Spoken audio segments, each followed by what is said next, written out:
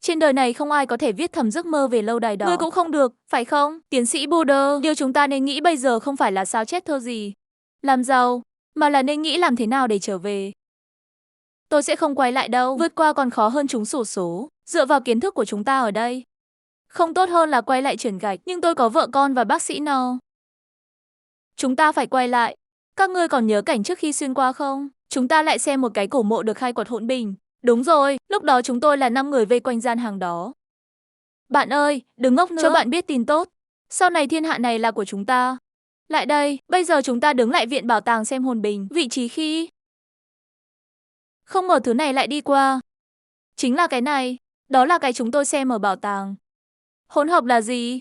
Hỗn bình là linh hồn an táng của người xưa. Quá trình này cho thấy chúng ta hiện đang ở giữa Hán và Đường, thời kỳ Nam Bắc Triều. Thứ này nhất định cũng có thể đưa chúng ta mặc về. Đúng không, bác sĩ? Tất nhiên. Tôi hiểu điều này, trên này có chữ. Chữ ở đâu? Cái này phải rửa bằng nước, rửa xong là có thể nhìn thấy chữ. Em sẽ đi với anh. Không cần. Tôi có thể làm một mình. Không sao, dù sao cũng là ở lại. Cậu điên rồi, cậu điên rồi. Nếu họ dùng thứ này để đưa chúng ta về thì sao? Thằng khốn, tao đánh nhau với mày. Cô đi đâu vậy? Không, không, bạn thích bộ phim nào nhất? Cái này hỏi hắn cái này làm gì? Tùy tiện nói một cái cũng được, chỉ cần có thể nói ra một cái là được. Ma ơi, ma quỷ lên người rồi. Đuổi theo hắn không phải người hiện đại. Có người đến rồi. Chờ đã, chúng tôi không phải ma, 5 người hồn mặc qua 4 người. Có lẽ người địa phương này biết họ là ai. Đứng lại, ai đó?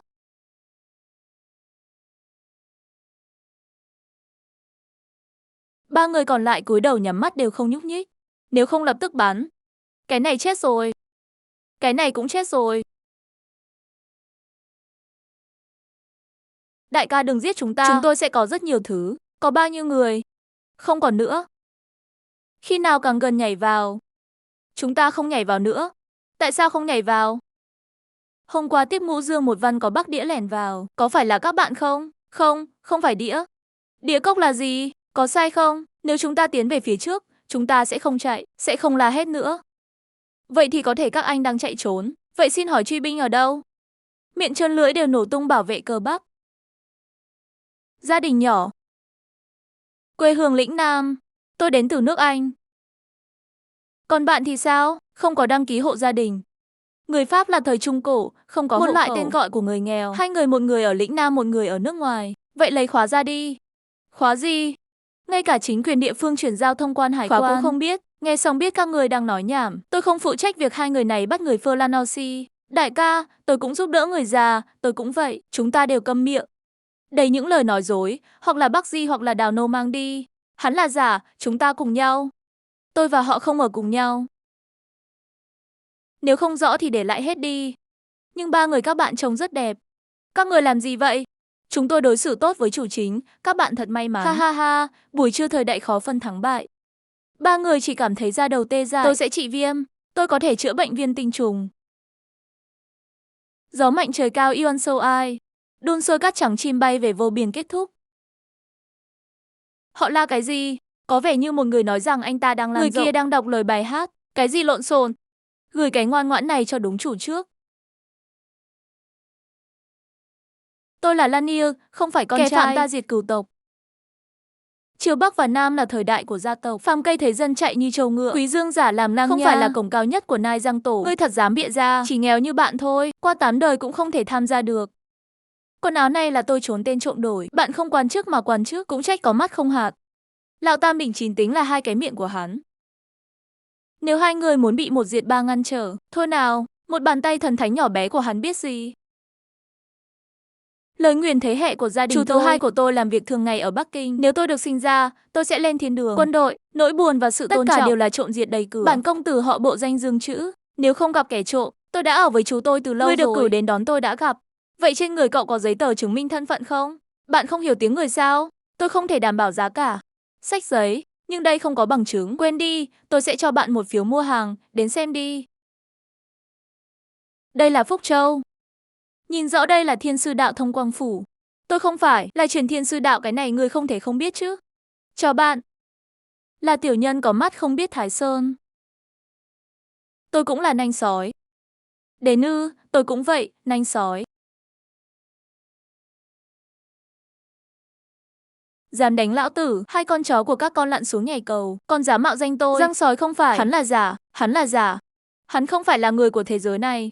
Công tử vừa nói bọn họ thật sự là Bắc gián điệp, hãy để họ im đi. Tôi hỏi bạn một bài, Lỗ Dương nói có Bắc đĩa nhập cảnh. Vậy anh ta nói là nhập cảnh bằng cách nào? Nghe nói là lẻn vào, họ có người đón. Tất nhiên là có gián điệp trong quân đội. Trọng quân là nghe một leng, thường cũng là một mặt vất vả. Tin tức của công tử là từ đâu ra? Chuyện này gan khí rất lớn. Nếu các người không sợ ngày sau bị diệt khẩu, tôi có thể nói với các bạn ngay bây giờ. Không cần, chúng ta đều là quân nhân, làm sao mà biết được những chuyện này. Coi như các người may mắn, lần này làm công, lần này người đều là Bắc đĩa, bây giờ mới xuống. Hai người này lại quần áo trên tay áo có thân phận kiếm ăn. Các người nhìn là biết. Trên này không có gì cả. Dựa vào các người cũng có thể nhìn ra màu xanh nhuộm thật hỏa. Đây chính là không dương vừa rồi. Ý định thực sự của Gắt Ta Lần Xì dùng ngón tay dính giấm chạm vào hai người và chiếm chỗ của giấm sẽ xuất hiện vết cháy trước. Phép màu, dám hỏi công tử mẫu này có nghĩa là gì? Đây là mặt trời. Người Hồ từ xưa đã sùng bái mặt trời và mặt trăng. Có nhiều người nhập cảnh. Dấu này dùng để xác nhận danh tính. Đây là bí mật của triều đình. Công tử yên tâm, tiểu nhân tuyệt đối không dám giảng. Kẻ nói dối, anh ta là kẻ nói dối, đừng tin anh ta. Là giả và có ý đồ tạo phản mưu đoạt vị. Nào, hai người này ép lại và tra tấn nghiêm trọng. Rắc rối quá, ý của công tử là... Không nói lời nào, chỉ nhìn vào thi thể của biên tập viên. Điều này không hợp quy tắc. Quy tắc là bắn hai người ngay khi gặp nhau. Này lại là quy tắc gì vậy? Lại có nghi ngờ, tôi chỉ nhắc anh thôi. Hai người này đều là người cứng rắn, là tiêu diệt 4 cái Bắc đĩa về nhận thưởng, hay là trả lại 2 tai họa, bạn tự nghĩ đi.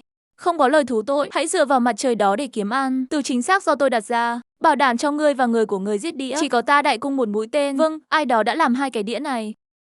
Ha ha ha, cô là tôi sai rồi, tôi không muốn chết, tôi vừa vượt qua, tôi là nhân vật chính, con trai, con đã phạm luật, em sẽ không bao giờ quay lại, cô khỏe chứ?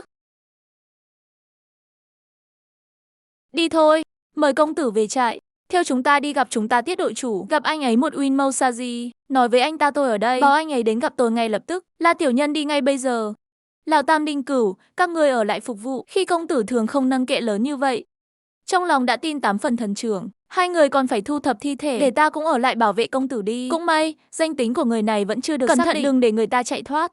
Vâng. Công tử, đây là nước suối núi vừa mới đánh. Xin công tử làm dịu cơn khát. Hắc Hán, cậu biết chữ không? Trở về công tử. Tiểu nhân vì dạy con gái nhà mình cũng biết mấy cái. Vậy tôi sẽ kiểm tra bạn, số 5 của chúng tôi thì sao? Trò chuyện đến mức này không được hoan nghênh, cuối cùng số 5 hẳn là vĩnh viễn sáng sủa. Vĩnh Minh, đây là miền Nam hỗn loạn nhất trong các triều đại Đông Tấn và Nam Bắc. Ông chủ, tôi nghĩ chuyện này hơi treo. Hắn nói cho dù tốt đến đâu cũng là miệng rỗng răng trắng. Tôi hỏi bạn, bạn nói hai người đó là Bắc đĩa được không? Vẫn không phải là đĩa Bắc. Tất nhiên là đĩa Bắc. Không chỉ có tế công còn có tiền thưởng. Vậy anh còn hỏi cái đéo gì nữa? Nhưng nếu người đó thật sự là giả mạo, ngươi nhớ rõ thật giả đều do tiết đội chủ phán đoán. Chúng tôi chỉ gửi tin nhắn. Cầm miệng lại. Công tử, chúng ta tiết đội chủ đến rồi. Bạn tự xưng là... Làm thế nào anh có được người lính? Thiên tử sớm có xích viêm phòng thủ biên giới. Ngươi làm hoàng thượng lời nói là ngoại tai sao? Thánh chỉ của thiên tử. Tiểu nhân không dám, tiểu nhân không biết. Tôi đang hỏi tại sao anh không mang ngựa đến đón tôi? Không để câu chuyện răng sói của tôi vào mắt sao? Không dám. Tiểu nhân sao dám bỏ bê công tử chỉ là nghênh củi không có ngựa. Cô tên gì? Năm nào tháng nào làm đúng chủ. Công việc xuê linh, Vĩnh Minh 6 năm tháng 4 lên đối chủ. Còn 10 mấy ngày nữa đầy 2 năm nữa. Một cựu chiến binh, đó là tôi. Nếu đổi anh trai tôi, người chết cũng không biết chết như thế nào. Vâng, anh ấy chưa bao giờ nhìn thấy quý tộc cao môn như lễ hội đèn lồng. Mặt sợ hãi, nhưng người của anh đã cứu tôi. Quên đi, tôi phạt rồi, tìm chỗ cho tôi nghỉ ngơi. Phải đưa công tử về trại. Đêm lạnh như nước, thường xuyên báo cáo với Vương Văn Thù và tiết đội chủ. Chờ đã, anh ta nói chủ thứ hai của anh ta làm quan chức gì? Hình như là chuyện tốt. Bình thường. Hình như là cái này. Sao thế? Tin thấy gì rồi? Người này hẳn là hàng giả. Ha ha, bạn nói thật đấy. Hiện tại phân kỵ thường là Nam Bình Vương. Đồng thời lãnh đạo tướng Tiêu Tề Tiêu Thụy, hoàn toàn không phải là bộ trưởng Lanier. Ôi, cẩn thận một chút, việc nhỏ nhất định phải chú ý. Vương công tử, chúng ta xin mời chúa. Chẳng lẽ thân phận giả của tôi nhanh như vậy đã bị xuyên qua rồi sao? Hôm nay được thấy phong thái của công tử Lang Ia bố, thật là may mắn. Đứng lên. Đây là thủ tục giấy tờ của đội chúng tôi, đó là những lệnh sử trên bản sách. Ở trước mặt bổn công tử cũng không có đạo lý của tác giả. Bạn là một hạt đậu xanh mè, tiểu lệ cũng xứng đáng ngồi nói chuyện với tôi. Cũng đúng, sách nếu đắt là việc thường ngày. Nhà gỗ tự nhiên chìm. Sau giếng không nắng, tóc dựng lập tức hiểu khuyết điểm của mình ở đâu. Làm sao để mỉa mai chú tôi? Quần áo thế hệ của gia đình tôi. Lưu tiến tới ngồi đến cung khanh. Không phải là thử thì sao? Cái gì không phải chú hai của bạn đã thử? Là ai nói ta nhị thúc là tàn kỵ thử xem? Tôi nhớ. Là cái gì? Bản công tử rõ ràng nói là phân kỵ thị lang. Ý định của bạn là gì khi phóng đại chức vụ chính thức? Trong hệ thống Bắc đến Nam phân tán kỵ thử chỉ có một người. Nhưng có tới một tá thị lang. Nói thật đi. Tiểu nhân không đến đó được. Đen hàn chín. Bố công tử lúc đó rốt cuộc nói cái gì? Tiêu đại nhân Vương công tử nói là phân kỵ thị lang. Tại sao gã da đen này lại giúp tôi? Bạn thực sự nhớ? Hoàn toàn đúng. Là thị lang. Chi Giang Vương Lạc Đà bị xúc phạm. Mong quý nhân biển lạnh. Đây không phải chỗ anh ngồi. Cút xuống là đường Tây quý nhân. Quý nhân đường Tây. Không phải bạn nói anh ta chắc chắn là giả sao? Nếu muốn chết thì đừng có kéo tôi. Ai biết là thị lang? Thực sự có một câu chuyện về răng sói trong thị lang. Có thể là chú thứ hai của anh nói. Rốt cuộc bạn có giỏi không? Thăng tiến. Ngồi đến công kinh, người bình thường không thể bịa ra được. Vậy anh nói sao? Hoặc là báo cáo hoặc chúng tôi tự xác minh. Vậy báo cáo đi, nếu thật sự đắc tội với sói. Đúng, chủ nhân có thể nghĩ kỹ rồi. Đến lúc đó Hoàng Trang chủ chắc chắn đón người. Vậy thì chúng ta sẽ không bao giờ bắt đầu nữa. Không dính được. Ý anh là sao? Đây là chuyện của Lan Nia. Đó là cây của cây anh khúc. Chúa cũng không nhìn thấy. Hai người chúng ta lẫn lộn đến cũng chết. Là ta không oán. Nhưng nếu có thể trèo lên răng sói bố thí. Nhưng người ta có thể nhìn thấy chúng ta không? Bây giờ anh ấy đang gặp khó khăn. Chính là lúc cần chúng ta giúp đỡ. Chẳng lẽ đưa anh ta đến Kinh Tâu tìm anh chúng ta làm sao có khả năng này? Giang Lăng gần đây đến đây. Câu chuyện tên là Bổ Thái. Cha tổ đều là Tam Công Cửu Khanh. Nghe nói anh rể vẫn là em trai của ngày hôm nay. Đó là một người tuyệt vời. Phải không? Anh ta đến Kinh Châu làm quan gì? Là đến tu luyện. Thành Kinh Châu có bao nhiêu quan chức dân sự và quân sự tất cả đều bị đánh. Trở về, chúng ta có thể mang theo một thằng ngốc. Nhưng nếu cô bé này không thể trốn thoát thì sao? Đơn giản thôi, nếu Gia Tăng không dám gặp Phật thật. Vậy thì chúng ta cũng không cần đến Giang Lăng nữa. Trong thành Giang Lăng có đủ sách của tôi. Được, sáng mai dẫn ta đến đó, xin công tử viết tên ra. Cho nên trong lòng Dương mặc dù nhưng trên mặt lại không lộ chút nào. Đường quê dài, nước mắt không cam lòng. Gặp nhau sao phải hỏi, bình an trung bình. Lão Vương, biểu cảm của bạn là gì? Anh ấy viết có tốt không? Tiểu công tử này, xem ra cũng là một kiến thức văn học nhỏ. Chỉ là chữ này bị sao vậy? Chữ này viết cũng quá bình thường. Lão tiểu tử kia không phải hầu hạ bố công tử còn nhớ tiểu nhân ta hầu hạ Vương công tử. Không phải cũng là chia sẻ lo lắng cho người lớn sao? Không phải chỉ muốn trộm sách lính sao? Bạn xem năm nay có bao nhiêu nạn nhân. Binh hộ đãi ngộ lại kém luôn còn có bánh ngọt ăn đi. Không phải trong nhà còn có một cô gái sao? Không, đối chủ, ngày mai có thể để tôi đi theo đến Giang Lăng không? Muốn về nhà thăm con gái, hay là muốn kết bạn với thằng nhỏ ngầu đó? Tất cả đều giống. Tất cả các người đều cho rằng dính vào gia tộc. Có thể nhận được lợi ích gì? Có lẽ chân sau của người ta sẽ quên chúng ta. Chúng tôi bận rộn vô ích. Sống một bát cháo lúa mạch. Mấy con cá nhỏ khô, một đĩa muối và một quả trứng luộc. Đây là hàng tốt cuối cùng của trại. Hắc Hán, anh lấy đĩa cá này đi ăn. Tiểu nhân không dám. Đây là phần thưởng của công tử. Không được. Cảm ơn công tử sao không ăn? Tiểu nhân muốn mang về nhà cho con gái ăn. Thủ tướng cứu hộ một ngôi nhà cổ kính và thấp kém. Anh chắc là nhà này chứ. Thành phố Lan Yin sống ở đây. Cái này gọi là đại ẩn ở thành phố. Người nổi tiếng thích giai điệu này. Hắc Hán gọi cửa. Tôi đợi Nai Kinh Châu anh Khúc nói. Chúng ta hộ tống Lăng Nha Vương công tử đến đây, đặc biệt đến thăm hỏi Đồng Tông. Chờ một chút. Chào bạn, một cánh cửa đều lớn như vậy. Chờ một chút này đã đợi hơn 1 giờ rồi.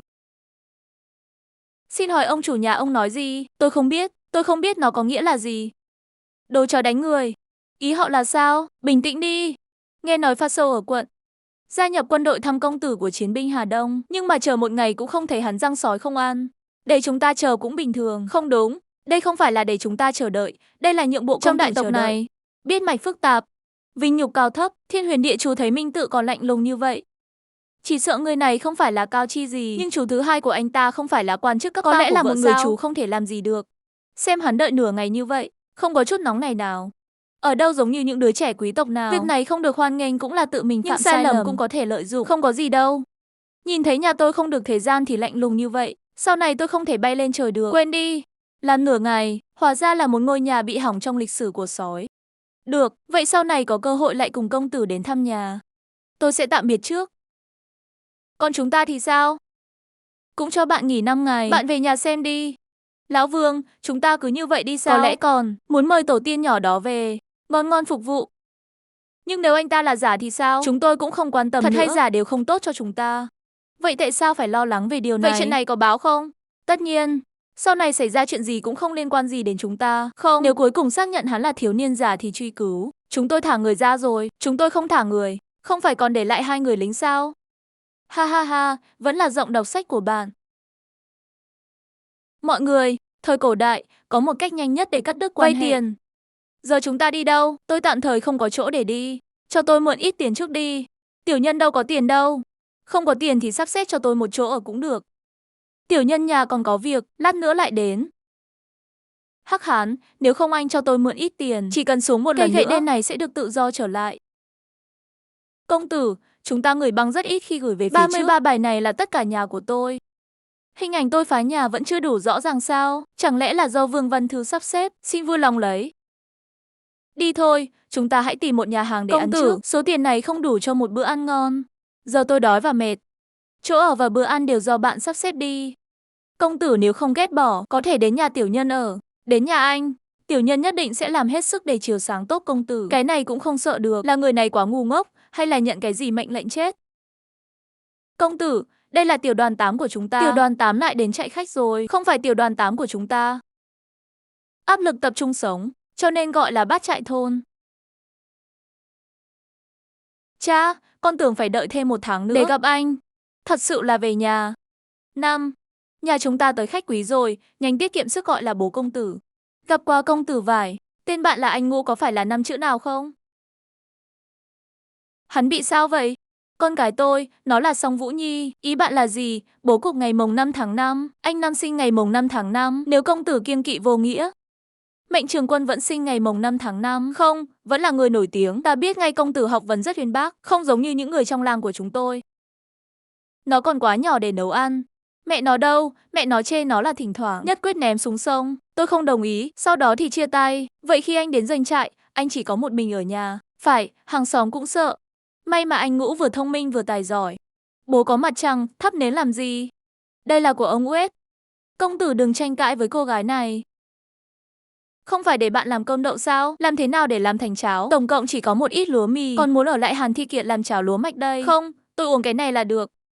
Cha, con cảm thấy cái này bố công tử có vấn đề. Có vấn đề gì? Cơ môn công tử làm sao có thể ăn cơm đậu nành? Đó là tên khốn ở làng chúng ta. Lý Tư đều không nhìn thấy. Đừng nói dối, phải gọi là đại nhân Lý Tư. Luôn bảo cha giúp hắn làm việc vô ích chính là lão khốn nạn. Tầm nhìn của 5 người phải có tầm nhìn dài hạn. Bố công tử không phải người bình thường. Nhìn xem đây là cái gì? Là cá nhỏ khô. Sau khi xuyên qua một cái lại một cái khủng hoảng sau đó đến, hắn không hiểu vì sao không có ký ức của nguyên chủ. Nguyên chủ, nếu như ngươi cũng xuyên qua đến hiện đại, nhất định sẽ sống tốt cho tôi. Tôi cũng sẽ sống tốt cho bạn. Mở cửa ra, nếu không mở sẽ đâm vào cửa. Chẳng lẽ chuyện giả danh tính bị lộ rồi sao? Về rồi sao không nói một tiếng? Cười vừa trở về còn chưa kịp chào tam gia. Không sao, chỉ cần trả lại tiền, bây giờ xin chào cũng kịp. Nhưng người phụ nữ đó đã mượn tiền, hắn rút tiền rồi bỏ chạy, tiểu nhân không thấy một đồng tiền. Trả nợ vợ là chuyện xưa. Nhưng chúng ta đã xa nhau từ lâu rồi, cái này đáng giá con gái ông. Hoặc là bạn trả lại tiền, hoặc là con gái, bạn chọn một.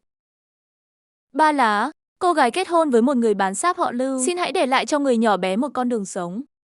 Nhìn anh xem, làm tôi như một kẻ bắt nạt, tôi cũng làm theo luật. Tôi tạm thời không có tiền, mày đi đâu thế?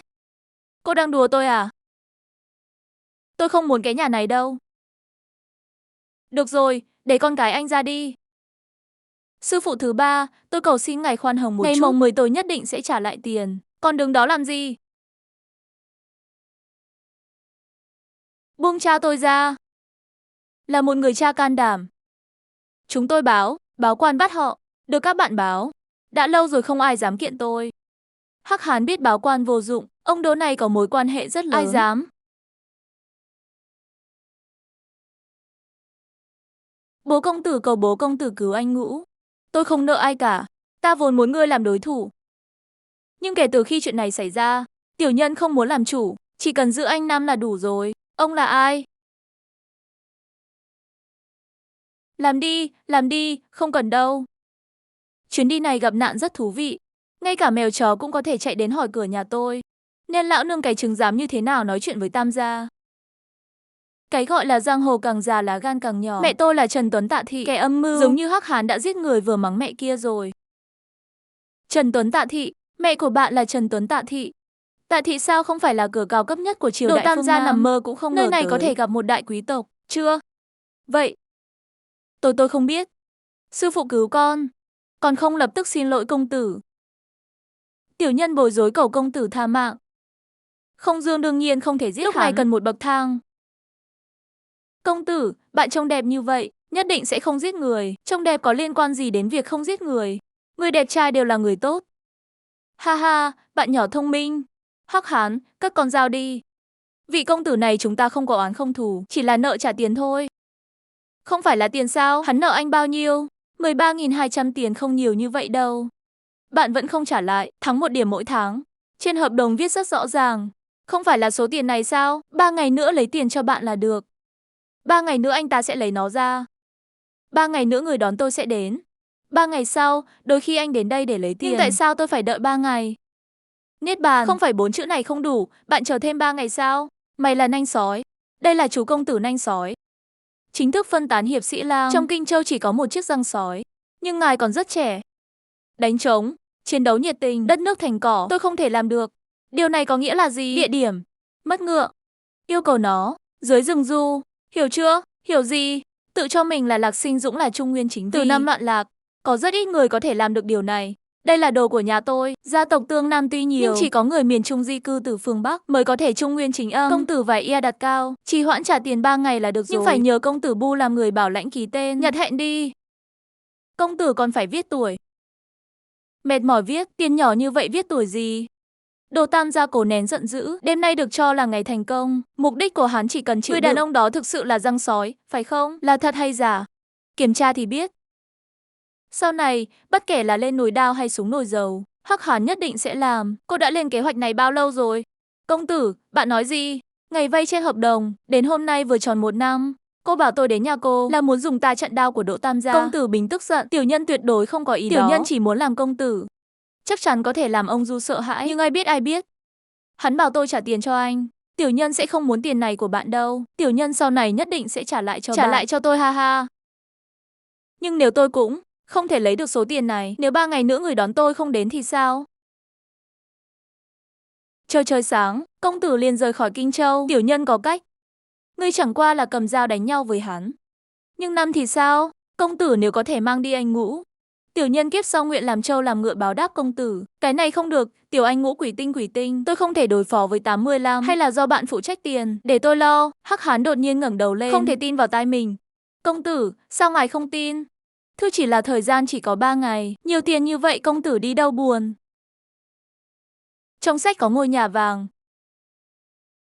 Cái này nhìn đẹp lan nia vài công tử, không phải người xấu đâu.